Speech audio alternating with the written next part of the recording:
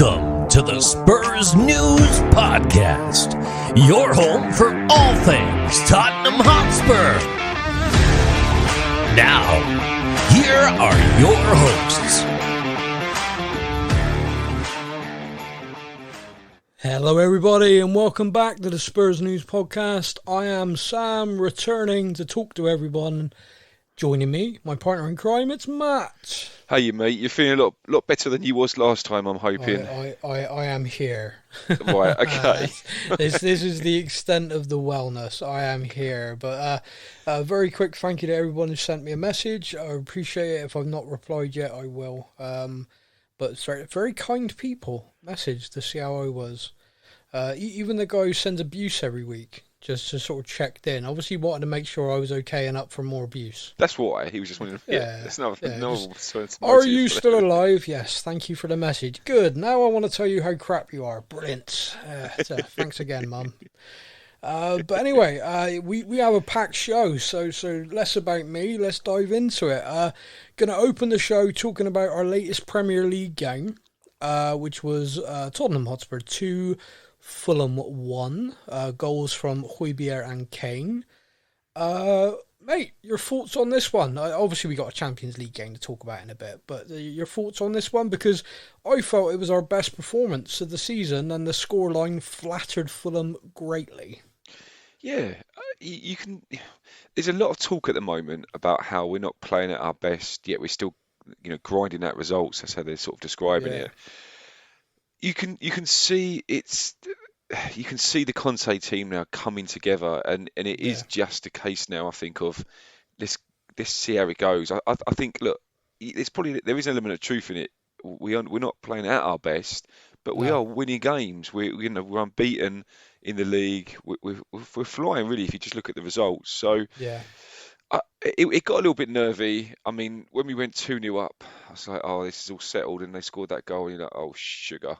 I think whenever Mitrovic is on the pitch, as much as he's a lazy player, you can see he's a lazy player, which is why he's not playing for one of the bigger teams, in inverted commas, but his ability is frightening, and I just, when that one went in, you know what I felt? I don't know about you, but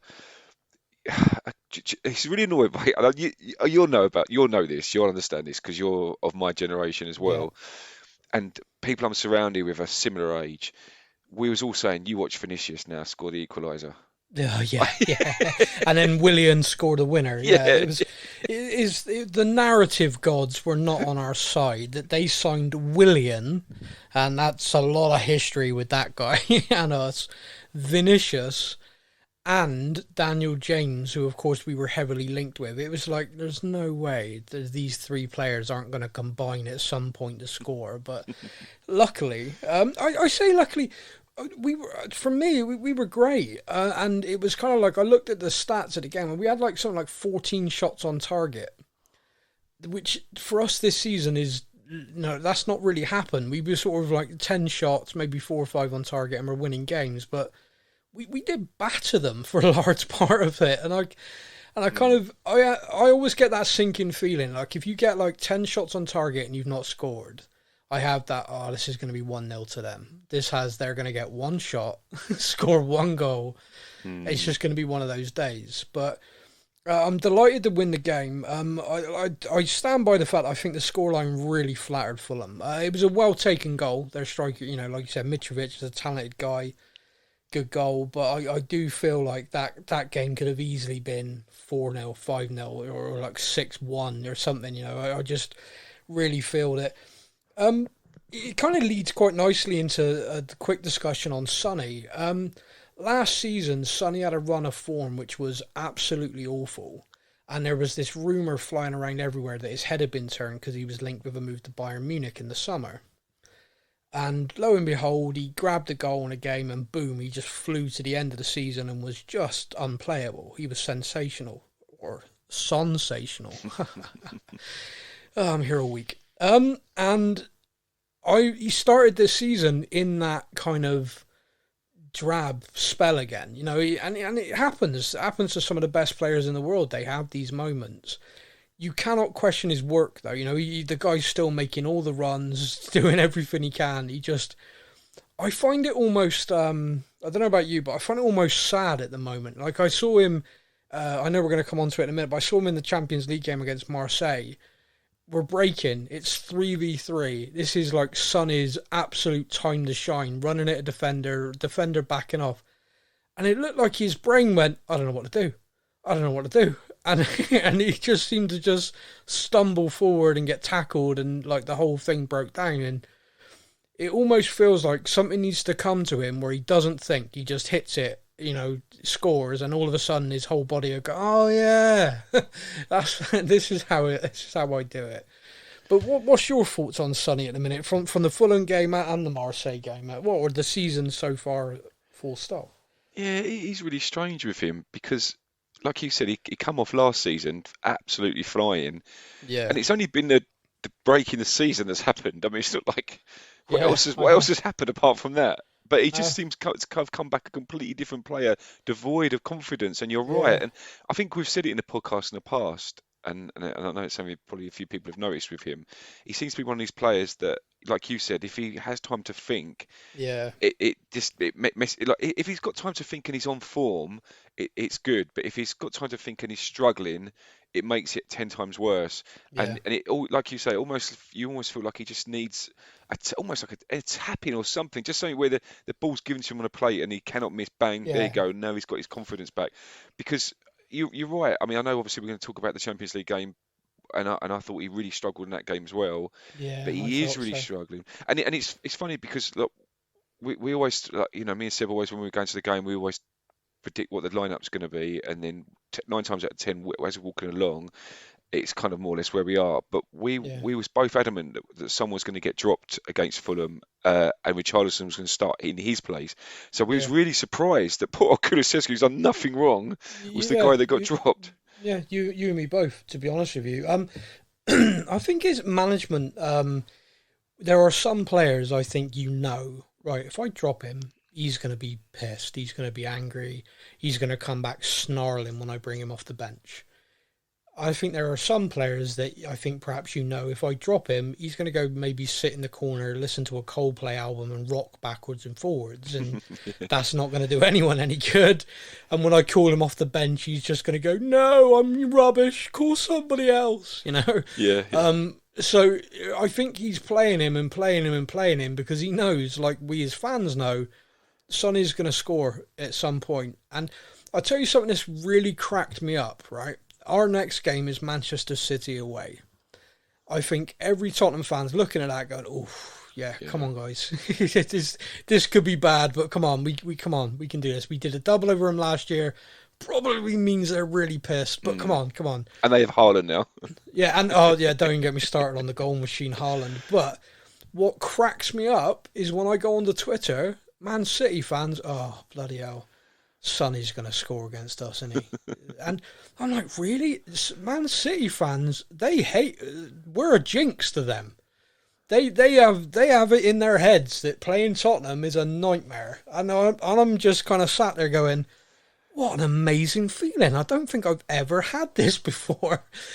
And they're all just like, oh, I really wanted Sonny to score tonight because you just know otherwise it's going to be against us. I'm like, wow, this is weird. It's really funny with Man City because I know we did a double over them last season. Yeah, we but did. we kind of are their bogey team. You look over the years, games that they should have won. Someone's put yesterday a stat, and I wish I'd copied it, but since Pep Guardiola took over at Man City, obviously a ridiculously successful period for them, we've taken more points off them than anybody else, and it's by a margin. Wow. Like, it is a significant, it's something like 8 points more than anybody else, and that includes Liverpool. And also, as well, don't forget the Champions League. We've beaten them in the Champions. Yeah, we did. I think we ought to just say all these things now to enjoy them because exactly. I do think they're angry. I do worry about Saturday. From the point of view, you just know the team talk is basically they did the double over us last year. And what he's going to say, I think what they'll probably say is they'll probably tell Haaland that Conte's best mates with Roy Keane. I think that's probably all you need to say. Yeah. Just like Haaland. Make it up. They all said something about your mum. Don't know what they said, but you should discuss that with them. He's a machine. I mean, I've followed him for quite a long time, but a really, really random thing. Okay, I was watching a program about Ole Gunnar Solskjaer as a coach in Norway. Right, this is a long time ago, and it's bizarre. And there was a young striker who was the son of a former Premier League player, and this is Haaland. And I think he was like 16 at the time of this program. And I looked at him and I was like, he is never 16. He's like 6 foot odd, built like a shit house. He runs like a 100-meter sprinter. And he was scoring goals in Norway like easily at that age group. And I was like, this is ridiculous. And then he went off to, I think it was RB Salzburg, I think, in Austria, and just barreled in goals. And then he went to Borussia Dortmund and just barreled in goals. But you look at him and the build of him, and you just know, ever since I've seen him play, I've been like, he'll suit the Premier League. You know, he's a defender's nightmare. He's big, he's fast. The guy's great in like finishing. He just knows where his movement's phenomenal. And yeah, so now he's in the Premier League, and I was a pundit said, oh, you know, he's not done it in a proper league, though, has he? I'm just sort of like, oh, here we go. Here we go. Yeah. And I think he scored 10 goals in 6 games. It's not a bad start. If he carries on like this, I mean, he's going to blow every goal scoring record. I mean, I did see the other day Harry Kane's going to break Shearer's record just to retire and see Haaland break it the next week. Yeah. It's like, oh, no, don't say that.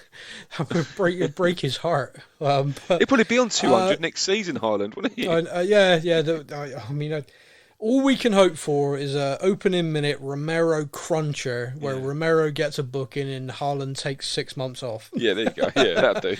Yeah, but anyway, let's go back in. I promised everybody I'd do this a while ago, and now the window is closed. I think it's a good time for me to do this now, and that is a loan update. Now it's time for the loan update. Now, no one knows this because they can't see, but I have this soundboard in front of me nowadays, and I'd completely forgotten what sounds I've loaded into the board. Now, normally I write it down, so when I just did that, it was complete potluck. Oh, I guessed it was that was either going to be fan comments or a loan update, and I got it right, so I'm actually quite chuffed. Now, that would have been really awkward. People would never, I know exactly. People would never have known if I hadn't brought it up, but they know now that I'm just not that good.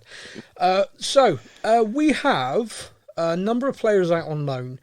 The first one is going to surprise a few people because he's probably a forgotten guy, and that's Alfie Whiteman, goalkeeper, age 23, academy graduate.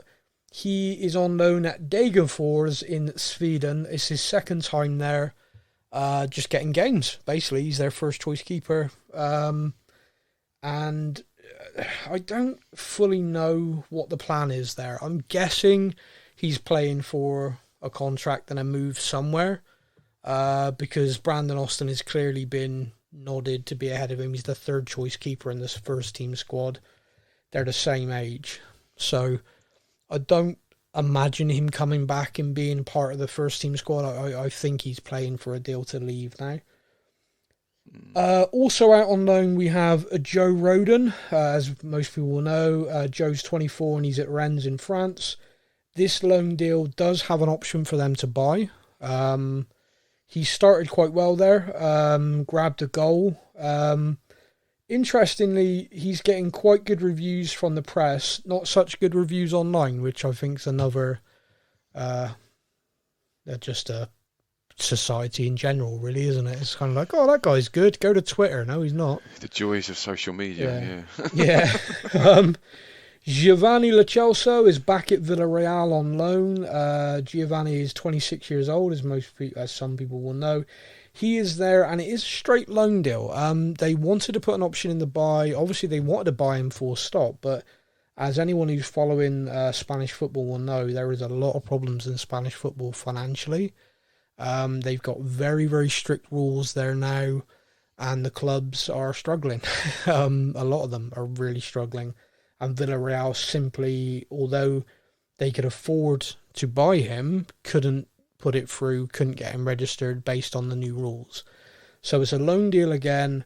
He will be available to return from this loan in January, because we are obviously trying to sell him. So if another club comes in January and wants to buy him, we have the option to end his loan and sell him in January. Failing that, he'll be there for the season and then return to us next summer. Hopefully, financial situation across Europe will be a bit different and he can find a home then. Tanguy Ndombele, of course, is currently 25, is at Napoli on loan. As many people will know, Napoli had a good night in the Champions League last night, beating Liverpool 4-1. Did he play that game?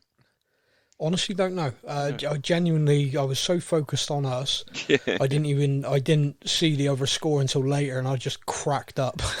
It's so bizarre, isn't it, what's happening in Liverpool at the moment? Yeah, it's 7-year itch again. He had this at Dortmund. The team were nearly relegated in his 7th season, and they fired him. Which was nuts when you consider he was Champions League and challenging for titles and winning domestic trophies with Dortmund, and then boom, 7th season, it all went to hell. One person did point out that inhalers tend to stop working after 7 years, but that's a whole different. That's an entirely different podcast. I've just seen Sam and Ndombele was an unused substitute, so yeah, they've obviously had nothing really as well. Yeah, totally done with him. They have the option to buy Tanguy. Personally, he'll probably be back with us again next summer, and we'll be selling in the McDonald's. A couple of that have just gone on straight loans. Sergio Reguilon is at Atletico Madrid. There's no buy option or anything involved in that. It's a straight loan covering 100% of his wages for the season. And another one is Harry Winks. Harry Winks has gone to Sampdoria in Italy. No options involved in that one either. Reguilon is 25, Winks is 26. But yeah, 2 season on loans with the view of both of them just getting as many games as they can. And then obviously the club will reassess next summer on what's best for them, what's best for the club. There are 2 more, and I've left these 2 to last because I want to make a little bit of a point. Where the 2 loans I've left to last is Troy Parrott, who is age 20 and is at Preston in the Championship. Troy has started very well. I don't think he's grabbed a league goal yet, but is getting great reviews, getting minutes. He's really putting the effort in, playing for Preston. So if you get an opportunity, you see a Preston game on, check it out. He is doing very well. Dane Scarlett's down in League One with Portsmouth. Dane is 18, and he's having a phenomenal start to his loan. He scored 2 goals as Portsmouth came from behind to win a game 2-1 at the weekend, and earned himself his first senior man of the match as well. So he is loved there. Literally, the Portsmouth fans and Portsmouth Twitter account call him Starboy. They absolutely love him. He's really flying, isn't he?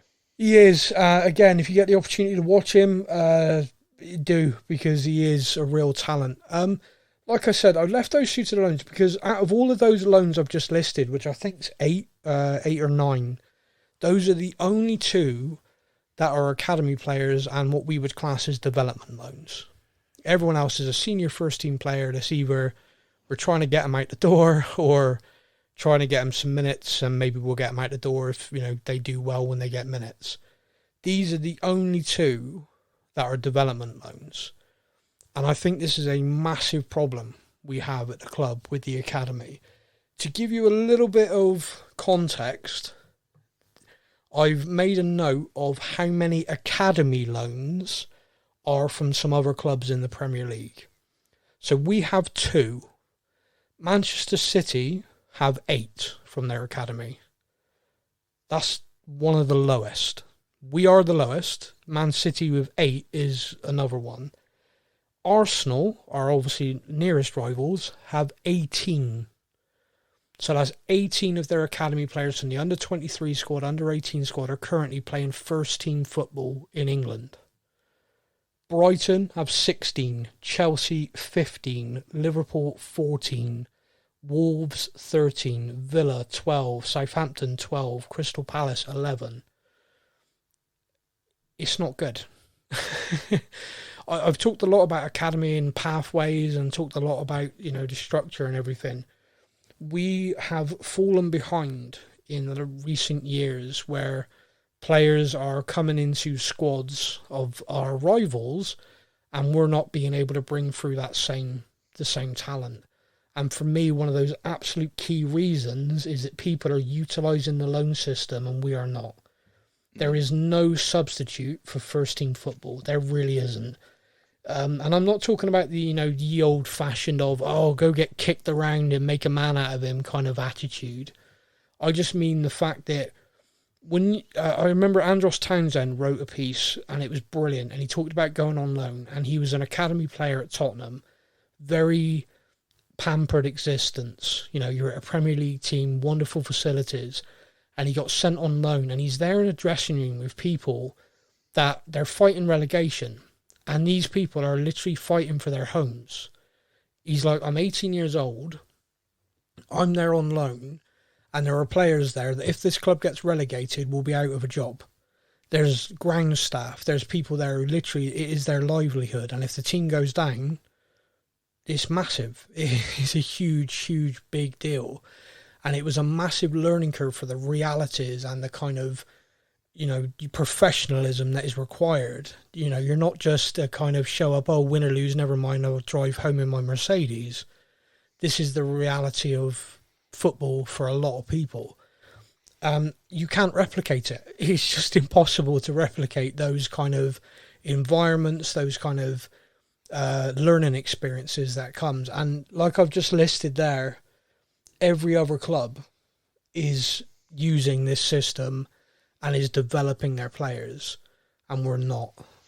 Don't get me wrong, Sam. I'm not going to argue that we haven't got enough players out like development players out on loan. Yeah. But at the same time, look, maybe it's just my ignorance of the subject and how it all works. But having 18 development players out on loan, I mean, those 18, like, what's the plan? I mean, you're not going to get like what in 2 years' time you're going to put like all 18 in the first team squad. I don't. There's got to be a level somewhere, isn't there? Isn't that too many? Yeah, no. But at the same time, is if like if you have 18 academy players, not all 18 of them are going to make it for you. Not all of them are going to hit a Premier League level, but if you send all 18 of them out on loan, you are giving them the best possibility to learn to play football. Now, when they come back and you assess them, of those 18, you might say, okay, I think 8 of this 18 are potentially good enough. And what we're going to try and do is get them a loan at a higher level this time, or a loan in the Premier League even. Look at Chelsea. Last season they had 5 players at Premier League teams. You then try and develop them to get them minutes. Or if there's someone exceptional, again, Chelsea, when they had that transfer ban, they bring them in, Mason Mount, etc., and they just join the first team squad. Think back when we had Ryan Mason, Harry Kane, etc., all break through at the same time. You finally push them in because you feel that they're ready. But it's like I know this is difficult to say when you're talking about people, but it's like a kind of a percentage game. If we have got 10 good players and we know only 2 to 3 of them are going to make it, that's the kind of percentage that you're playing with. So you want to try and get as many as possible out into the system so you get as many back. And also, they'll get careers. If a kid goes on loan at Bristol Rovers and does very well, you assess him and go, no, he's probably not good enough for the Premier League. He'll have offers from that level because everyone's seen him play at that level. He will have a career. At the moment, we've got our academy stacked full of talent, and a lot of it left, by the way, in this summer. We lost like 5-6 very good young players. That is just sat there, and no one knows if they can make it in professional football. Now, if we release 5 or 6 of these players, they are going to have to go on trials, they're going to have to try and earn contracts places, try and impress people. If they had loans, if they'd been developing, people would know what they're about. They would know if they can make it in League One, League Two, Championship. So it's not just a benefiting to the club, it's benefiting to the individual as well, because if they can't display that they can make it, their career could be over. And there's a lot of Premier League academy players that just vanish from football. Whereas if they were good enough to make it to an academy in the Premier League, they're good enough to play at a level. They really should be. I mean, I watch a lot of the game, and the games now are available via Spurs Play. More and more people will be able to watch it, and you will see there's a lot of players there. You think, well, yeah, they might not be Premier League, but I've watched League Two, League One, Championship. They're there definitely already. Sure. And this is my point. It's kind of, not only does it benefit the club, it benefits the individual as well, because your shop window or your development, it's all hand in hand. But when you're just playing academy football, it's not the same. You can't replicate. You're not getting the same experience, and you're not getting the same exposure. And we cut 8-10 players at the end of last season, and I've seen maybe 2 of them get picked up. It's just my opinion, obviously. It is just my opinion, but I feel like we were really underutilising it, both for the club's benefit and the players. You know what, Sam? I come back from that Champions League game all buzzing, and you put me on right down about Spurs. Oh, sorry, mate. I was just mate, focusing on that. No, I know. Listen, you make complete sense, and it's frustrating, isn't it? Because I think I mentioned this in a podcast a couple of weeks ago, that like I don't understand how. Look, we're when you look at the money in the club, right? There's multi-million. Why is that missing? Like, why isn't there someone in charge of that? Like, what? I'd understand if there was if you go down to maybe League One, League Two, and you think, oh, look at that, they're not doing that properly, but they're a smaller club. But when you look at, we're an elite club, we're a Champions League elite club. Why is something that makes sense to everybody outside of it happening? I don't understand. I don't know if it's something you can shed light on. The only theory I have, and again, this is just purely my opinion, is the club relied so heavily on John McDermott. John McDermott and our academy, I've sort of joked about it. The guy could sit in a meeting, put his hand to his head and go, "Oh, a new left back has just been born in Enfield." The guy, he was so in tune, and he knew every player, he knew the background of every player, he knew the families of every player, and you could literally walk up to him and go, "Hey, we're struggling to find a left back for the under-23s," and he'd go, "Right, we got this kid, this kid, this kid." I feel like we had an over-reliance on one person, and Paratici is massively changing the structure at the club. He is, from top to bottom, with coaching, the development, and I think this will be something that get addressed. I really do, but at the moment it's not been. Okay, so I see that, Sam, and okay, so if we say that we're in transition, right, which we are, we're massively in transition with the behind the scenes. So it's one of those things that, okay, it's not great at all, and it's almost to the point of embarrassing when you look at other clubs that have got so many more players out on loan, like you said, and unfortunately they're horrible. The biggest rivals are the ones that seem to be doing it the best, or got the most out in any case. But if it is a transitional thing, and it's something that he'll work on, by the very nature of the fact that these players, that the development takes time anyway. So I agree with you. We've lost talent, like you said. Like, there's a lot of players that have moved on, that we could potentially have sent out on loan to develop. But it's. I'm trying to put a positive spin on it. So if we are in development, if it is something that is addressed, and then 2-3 years down the line is vastly improved, is it gonna be that bad of a thing right now? Do you know what I mean? The issue is what. I'm trying not. I don't want to be negative. I'm not trying to be, but realistic. It's like realistic. If you think about the academy as like classes, think of it like a school for a minute. Every year a new class graduates. Does that make sense? Like every year the upper sixth leave, and the classes, they continue, and you get new kids come in. So if, for example, we are 2 years, 3 years behind every other school, they've got graduating classes that they are picking from, going, "Oh, this kid's good." A class of 100, and this kid's really good, and he's now coming into our first team. We are not getting that. And what that means is we are going to have to sign. We're going to have to buy talent to fill that void. And it's kind of what we're doing. Think about Jed Spence. The lad in Italy who we've signed. We are kind of signing those young players because we've realised we're not producing them right now, and it is a fault that's happened. So we're going to have to spend more to try and catch that up. Jed Spence is a good example because we had a player in like Carl Walker-Peters who really could have developed and should have developed to be a player who's an absolute first choice for Tottenham and England, really. And I stand by that. But he never got loaned out. He never played first team football. When he finally did, Southampton bought him straight away, and he has done very well there. It's difficult. It's difficult because there's so many X factors. You can look at a young player and go, this kid is the best thing since sliced bread, and then he discovers beer when he turns 18, and that's the end of it. So there are so many X factors, and that's why I talk about it being a numbers game. Because you could look at it and go, they're so good, and then actually no, he met a girl, and now he isn't quite so dedicated.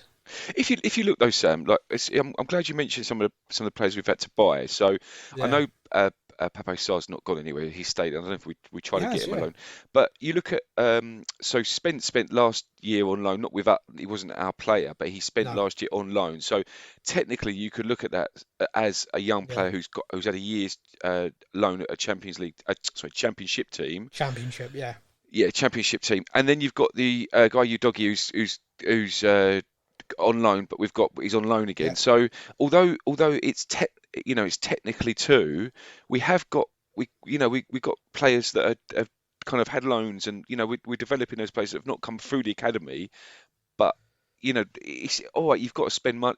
Like you say, you've got to spend a fee on getting them, but the fee on getting them compared to the fee on players that are sort of 25, 26 that are fully established. Maybe the club's just weighing up the pros and cons and thinking, do you know what? We're happy to splash a few million to kind of make up for the shortfall at the moment until we get this sorted. And so we have got players technically you could add to that list in theory, really. Yeah, you're right. I mean, it's a debate that could run and run. I'm just, from my point of view, I feel like it's a missed opportunity with some players. I'm going to give you. I'll tell you what. This will lead really nicely into us talking about the Champions League game. Did you notice the Sporting Lisbon played, who were also in our group, played Frankfurt yesterday? Yeah, you're going to talk about Marcus Edwards. Of course I am. Yeah.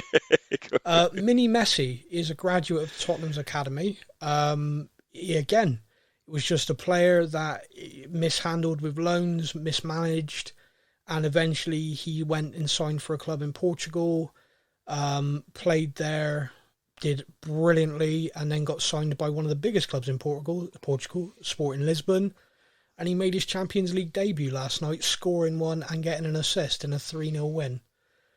Man of the match, I believe.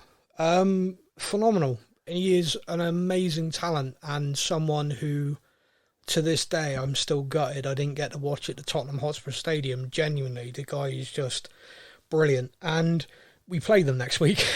But again, it's just a perfect example. Now that does lead us lovely into the Champions League. Last night we played Marseille at home. We won the game 2-0. Richarlison with his first and second goal for the club and his first ever goals in Europe Champions League football. And if you see the video of him crying with his family afterwards, you know how much it means to him, which was kind of wonderful. Mate, you were there. Yeah, do you know what? Just briefly, and this will lead into it. So when we went to the Fulham game, obviously Richarlison had that goal disallowed at the end. Yeah. And Seb walked out of the game and he was really upset. And I'm like, mate, we won. He was like, I know, but I just wanted to see Richarlison score. He said, I was so desperate to watch him score. So you can imagine him how he lost his shit when Richarlison scored. Well, it was incredible. It was absolutely incredible.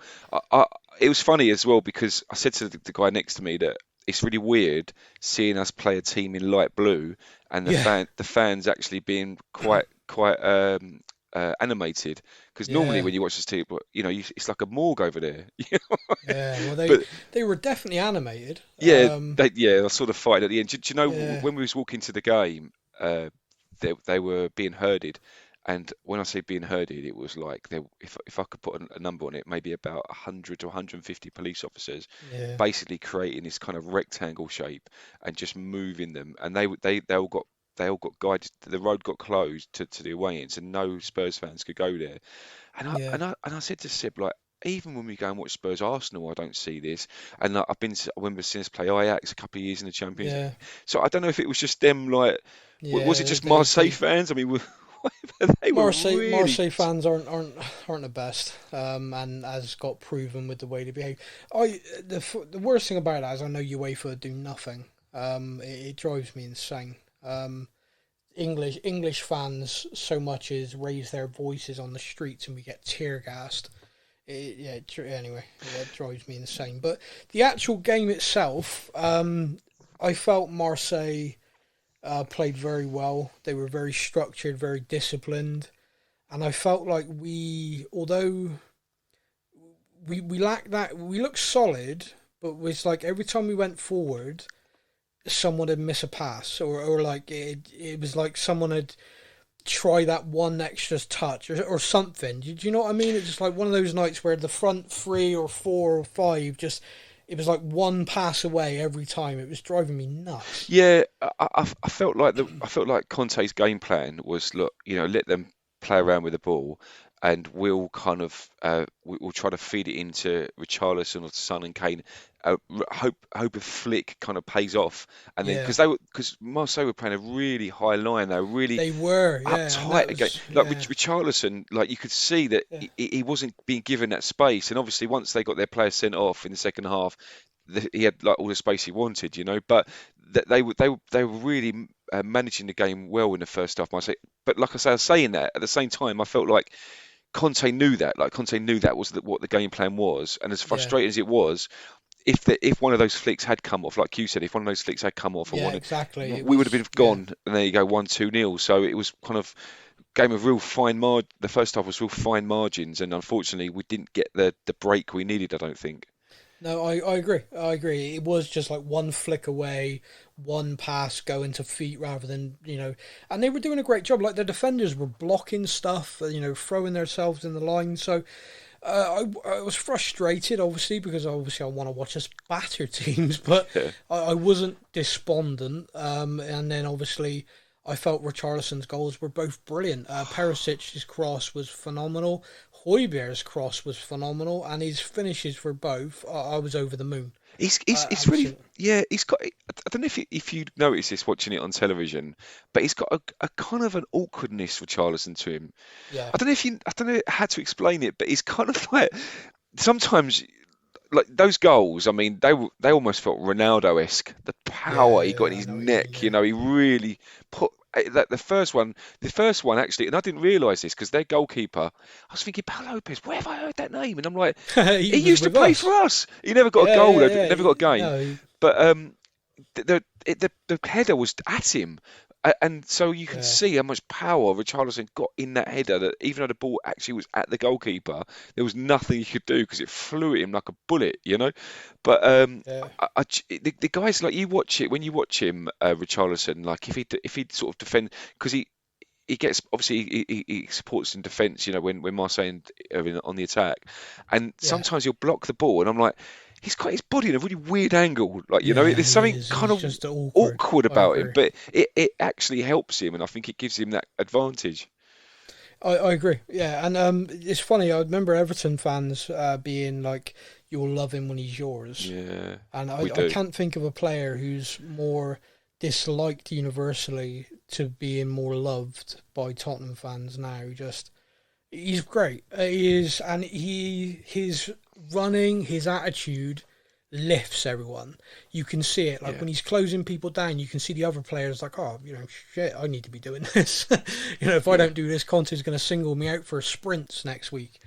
So he has that, and he has that in spades, and he has that ability. But both, two-headed goals, he arrived, and like the second one for me is even better because the defender's right there. So he has sort of gambled on the fact that the defender's not going to get it.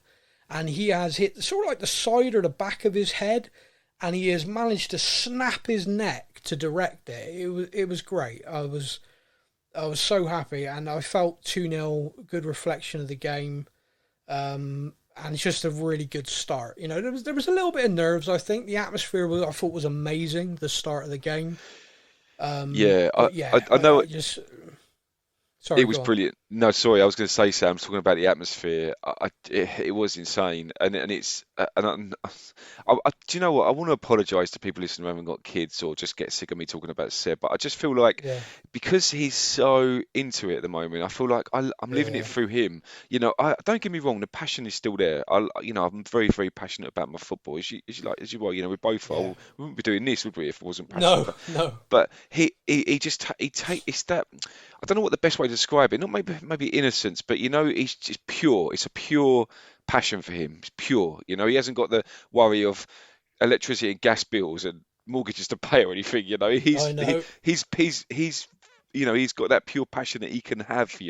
So when we went to the when we was at the game and they did a light show. I don't know if they showed it on television. They Yeah, did a light, yeah, I did see it. It was and phenomenal. we they encouraged us all to wear white and to have our phone lights on, so you give you that kind of like twinkly star atmosphere, and they Yeah, come out and I felt like he was going to cry. He could see he was just like, when someone he physically looks overwhelmed by the whole thing. Like yeah, the Champions League music was being played, and he looked up at the camera, like he looked up at the screen, and he see the camera wave past the player standing there in a yeah, line, and he just looked absolutely overwhelmed by the whole thing, and yeah, that was it. I was living it through him, and I think as well because. I mean, when we last was in the Champions League, I think he was a bit too young for it, and now obviously yeah, he's at the age. But it's to him, it's like I can't believe it. I can't believe we're the Champions League here. I'm at a yeah, Champions League yeah. It's game. beautiful. It is insane. Like it's insane that No, feeling in there. I love it. I just, his reactions and I mean, it's just beautiful. It's what, and it's memories. I mean, Yeah, that is, when me and you are long gone and he's talking to his own kids, he's going to tell them about the time he was at a Champions League game with his dad. And that's what it is. That's He was like, amazing. yeah, it was like, I think the best way to describe it, he was like a little Mexican bean, those little Mexican dancing beans. I And it know. got to the point where I was like, because obviously we sit next to each other, and he was leaning his elbow onto my arm. And that feeling after a while, when you get a Chinese burn, and I'm Yeah, like, I'm getting that, and I'm thinking, I'm going to bear the pain because I know he's like really into yeah, like, but after about 30 minutes, I was like, this is too painful. And I sort yeah, of moved my arm away, and every time I moved my arm away, he'd bring it back. And he just was just a ball of just the whole time. yeah. This just Energy. energy that it was fantastic. And obviously, I talk about him, but the whole stadium was like that. The whole No, stadium was it that was, ball it of was, energy. it really. Sometimes it doesn't translate to TV. It did. You It got it really from did. TV, did you? Yeah, Yeah. it was amazing. Oh, fantastic. Right then, it is time to hand the show over to our fellow fans and see what they got to say. Now it's time for your comments from our social media. Right then, Matt, do we go to Facebook or Instagram? Let's go traditional. Let's go Instagram first, my friend. The Instagram from lovely Laura, Blong7. Okay. Real name? So I hope so. How would you feel about Pochettino managing Chelsea? Thankfully we haven't got because of that, because it looks like Potter's going, but that would make me physically sick if it had happened. That happening in the same week of Dele Alli shaking hands with Oh, Judas, I think would have. don't say I that. think it would have finished me. I Oh, think that'd have been it. I'm struggling as that is. if anyone's listening who hasn't seen that picture, don't, because Don't it find made it. me It cry. it hurts. It hurts so many levels. The only way it would have been better is if he then chinned him. Yeah. But no. Do you know what So, I was talking to Seb about? Because like Seb doesn't he's got no idea of why we hate Sol Campbell. He knows we yeah, hate them, but he's got no idea why. yeah, And I think as much as maybe this is me because I'm so sentimental towards Delhi, but I'm wondering, well, it's got to be a case of this that Judas has turned up and yeah. he and like. Have you got the bleep machine? Because most of us. No, you carry on. All People right. need to hear Well, it. if he appeared in you, I'd just go and tell him to fuck off, right? Yep, But yep. I don't think Delhi could. Do you know what I mean? That's the problem. As much as he probably in his mind Yeah. thinking, I know I'm Tottenham, and we know, but from a professional point of view, I would love to think that, But until that is proven, he's dead to me. Anyway, moving on. The next question is from someone who now has his own theme. Hello, ladies and gentlemen. Welcome to the Johnny Stark Show. And here is his question. I recognise that voice. Yeah, it's our local celebrity from Amazon. The Johnny Stark says, how is it that Richarlison used to be the player I despised most in the league, and now he's possibly my favourite player in the squad? Yeah, it's funny. Also, what are your thoughts on the behaviour of the Marseille fans? They're dickheads, to be honest with you.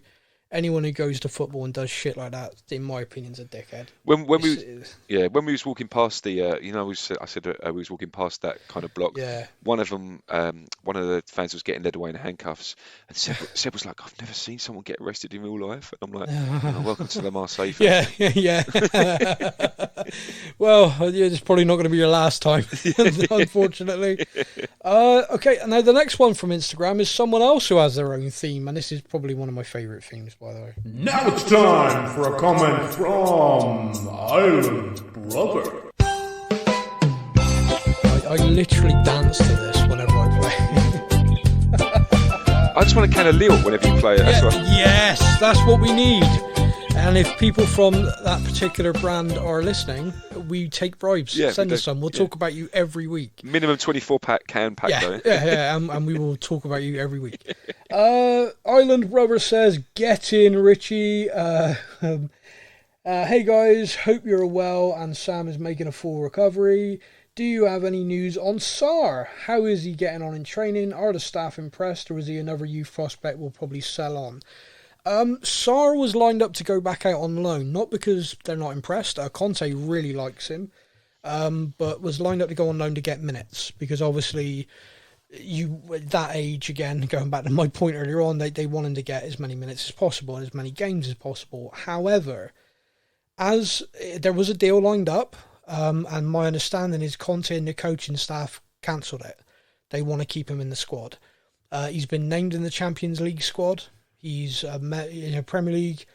He will get game time. You know, you look at this season, there are so many games. It is so messed up this season. He will get games. The other major factor was they had no idea how quickly Bentancur would recover from concussion, which was quite nasty, by the way. That concussion, he was really not good, but fortunately he recovered very quickly and got clearance to resume and get back playing. But yeah, he is very much part of the squad. All indications from everyone is he is very much part of the squad, and he will definitely get games. So hopefully we'll get to see him. I mean, I'd love to see him. Of course, a lot depends on the draws. You know, you get a draw against League Two side or lower in the FA Cup, League Cup, he's going to start those games. Yeah. If we third round of the FA Cup, we draw Chelsea away, he's not going to start. But hopefully we'll get a few decent draws in the domestic cups, and we'll get to see a few of these players get even more minutes. I'm looking forward to it personally. I really like him. Okay, over to Facebook then. Tom Aggersq.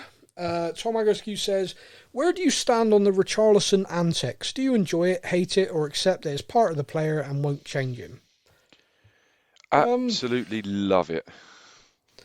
Yeah, I think this is one of those things where, like, Eric Lamela, largely loved for being a shithouse for us.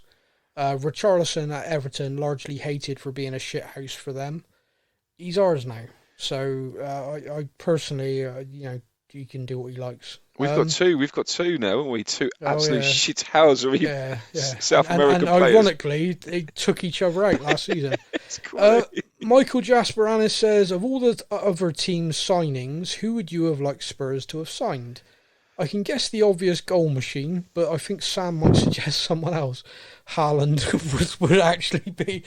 that would have been... Oh. I'd have moved Kane to be a playmaker and put him as number 9. Oh, my God.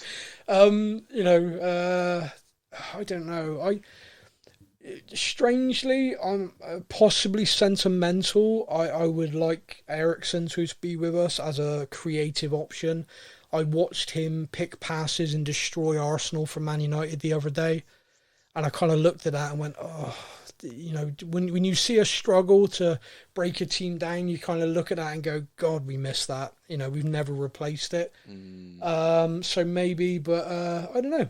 Michael, let me know if you had anyone. Matt, was there anyone you've seen a club sign you think, oh, I'd have had him? There's been some really good. I mean, Chelsea have spent a fortune, haven't they? Yeah, they have. Not that it's helped their manager, but no, or ex-manager now. Yep. But then. oh, do you know what? As all the signs going, I know he said don't mention Haaland, but oh my God, can you imagine? Can you imagine? I know. Just another level, that guy. He just really is. Pete Thompson says, hi guys, hope you're well. The start of the season results wise has been fantastic. However, do you think the performances we put in so far have been any good? I'd argue that a good team still gets the points when they aren't playing well, and so far I feel this is where we are. I think the players can give more. They just don't seem to be clicking. What are your thoughts? I think we kind of discussed this earlier on, Pete, and apologies, I've fallen into that trap again. We did this first.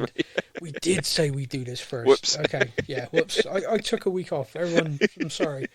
But yeah, it's one of those things where I remember watching Tottenham years ago, and we'd lose games, draw games, and then all of a sudden we'd batter a team. We'd be like, oh, finally it clicked. The difference with us now is we're not doing that. We're not losing games. Like we drew with Chelsea away, we drew with West Ham away. Now those two results, although you might look at them and go, oh, you know, we could have grabbed it.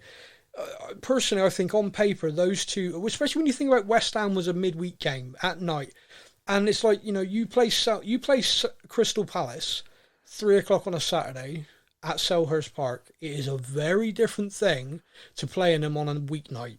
That atmosphere in that ground is nuts, and it is a different game.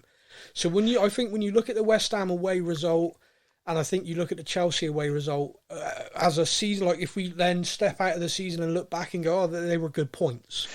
Other than that, we've picked up wins, and I'm not worried. I think the Man City game is going to be another yardstick. I think if we go there and come away with anything, I think again we're doing well. I think if we go there and get battered, then obviously it's going to put a pretty serious dent in everything. But I don't know. Yeah, do you know what? Like, don't get me wrong, right? Don't get me wrong. I'm not suggesting for a second that we're playing like peak Barcelona or anything like that. But I just feel like, look, we've got an identity now that we didn't have at the beginning of last season under Nuno. We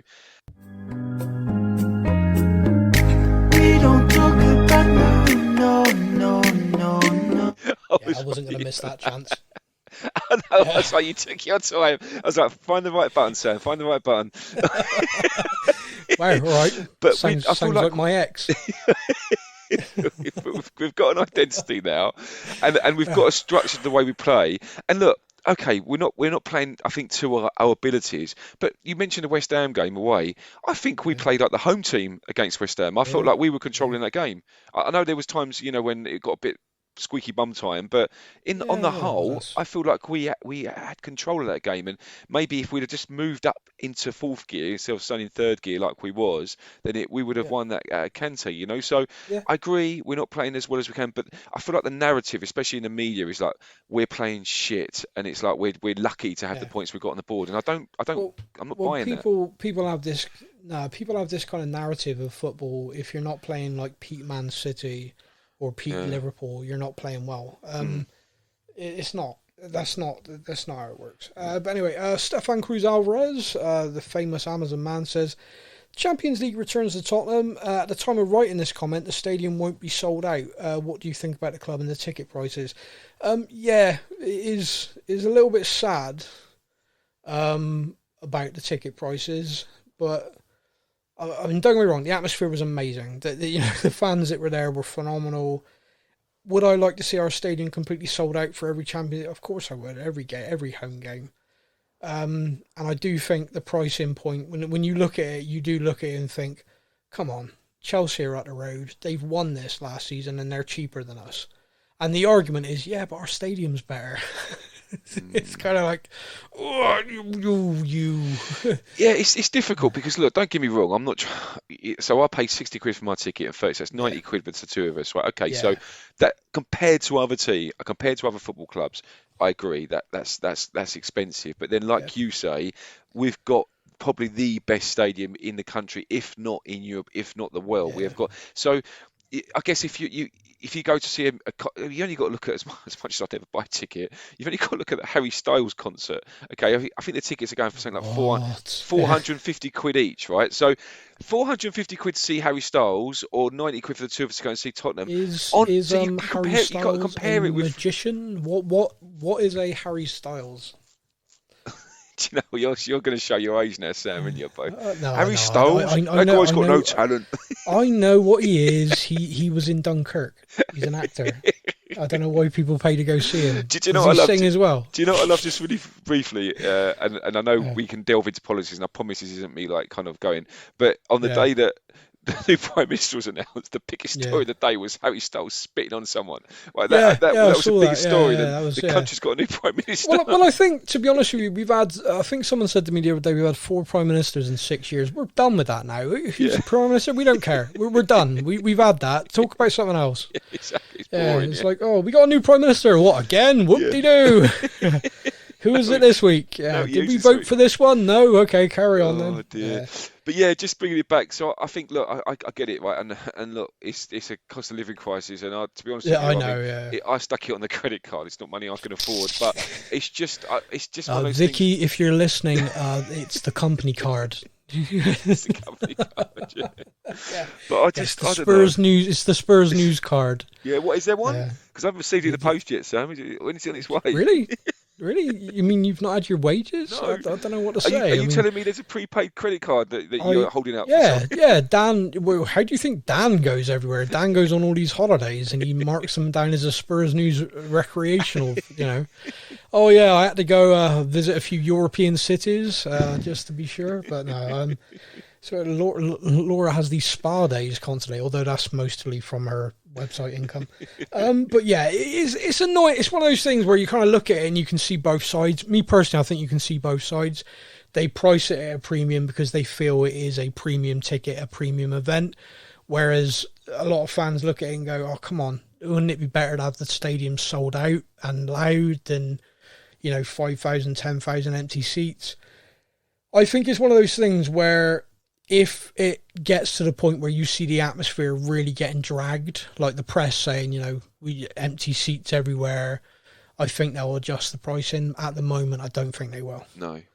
But up next is Tom Perks, who says, off to my first Spurs ladies game on Saturday.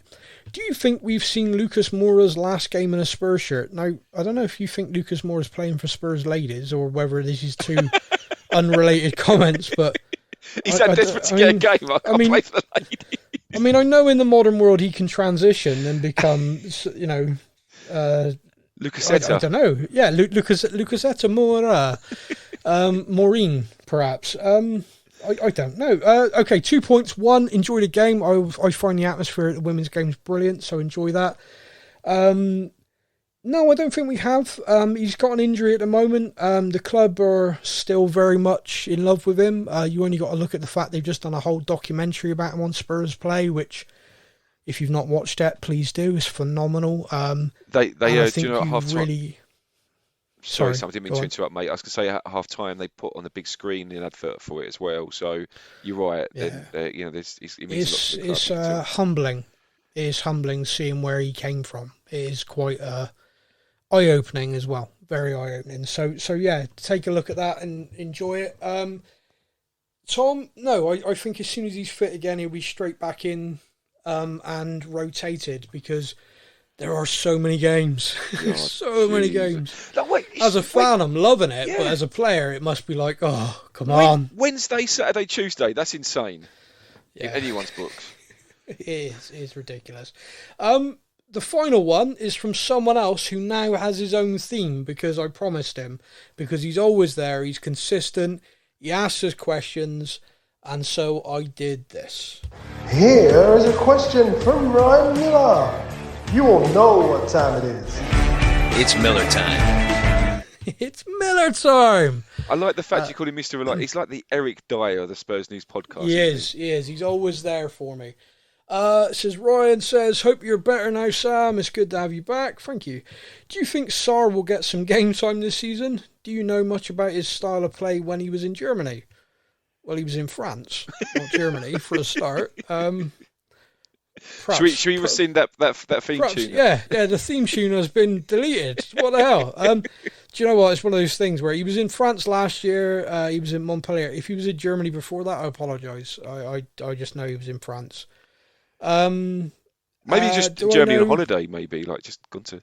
To be honest, the only games of him I've seen were for Senegal. He is box to box, all action, all energy. And he won the award for Young African Player of the Year, which is that's no bullshit. That is a big deal. There are some phenomenal football players from that continent, and he won the Young African Player of the Year. So he is talented. He is going to need games. He's going to need to adjust to England. And I said earlier on, I think he will get games. And the fact that the coaching team elected to keep him, could have gone on a season's loan, but they went, no, we want him here. I think that speaks volumes as well. So, do you know it's his birthday next week as well? We'll have to wish him a happy birthday. He's going to be 20 next Wednesday. Oh, really? Getting on then? Oof. Yeah, I know, he's getting on. Dear. I'm 40 in January. Wow, mate. Once you hit your 40s, mate, it's... Don't say that to me at the moment. No, shush. No. I'm not talking about your health, mate. I'm just talking about life. No, shush. I'm trying to be positive. Anyway, that is it. That is everything. The next games, before you hear from us again, we would have played Manchester City away and Sporting Lisbon away. Oh, only 2 games. Only 2 games between now and when we return. We will be back next Thursday. I hope everyone stays well and takes care in the meantime. And of course, as always, come on, you Spurs. Take care, mate. Thank you for listening to the Spurs News Podcast. We hope that you enjoyed the show. Stay up to date with all things Tottenham. Follow us on social media. All links are in the podcast description.